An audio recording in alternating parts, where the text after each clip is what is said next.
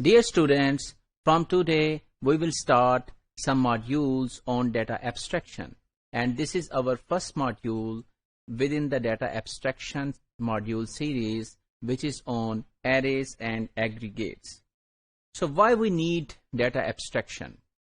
You know that the RAM, the main memory, which we have discussed in some of the previous modules, has number of addresses, and on each address you can store data. However, in real world we want to store different types of data into RAM.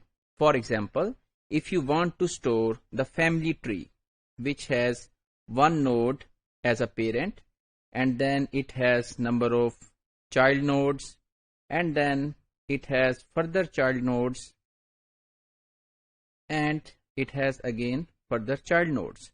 So how such a data will be stored actually in the RAM? Of course, it will be stored as we discussed in the previous modules, that on each address there will be storage for one data set. But if we want to understand, if we want to manipulate, if we want to conceptualize the concept of RAM and want to store such a tree, then it will be very difficult for us to conceptualize the things. Therefore, we need some data structures, some data abstractions, and some of the conceptual data models in which we could store data and we could manipulate data. Similarly, if we want to store the marks of 100 students, so as we discussed that each memory address can store marks of one student, and in this way we would need 100 identifiers or 100 variables which will have different names.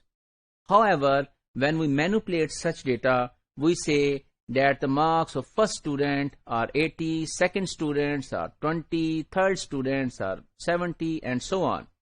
So this means we actually in the real world do not define multiple variables for storing 100 marks of different students.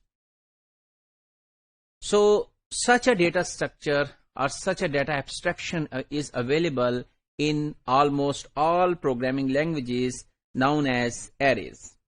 These are rectangular block of data whose entries are of the same type. For example, if we talk about students, so if we are going to store the marks of students, then all of the entries in the array are of integer or numeric values. A one-dimensional array with 26 elements could be used to store the number of times each alphabet letter occurs in the page or the text. So for example, this cell can save that how much time the letter A has occurred in the page. This can store how much time the letter B has occurred in the text, and so on. Then there are two-dimensional arrays. A two-dimensional array consists of multiple rows and columns in which positions are identified by pair of indices. So we can conceptualize the real-world example.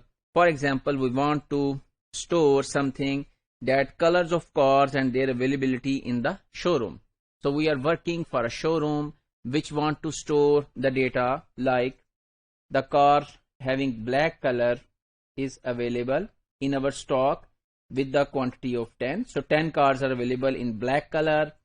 So for example, 5 on red color, white of 8, and so on.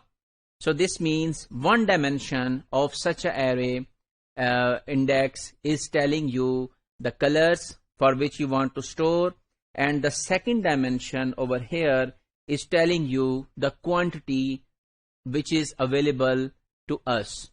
So this means a two-dimensional array contains multiple columns.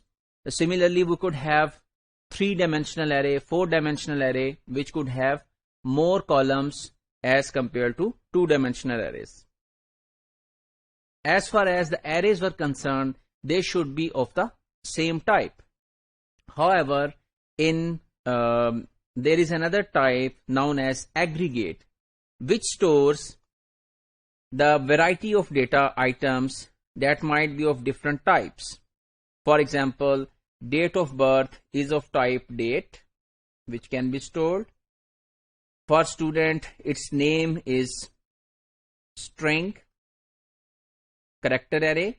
Marks in metric, for example, could be numeric. Address could be string.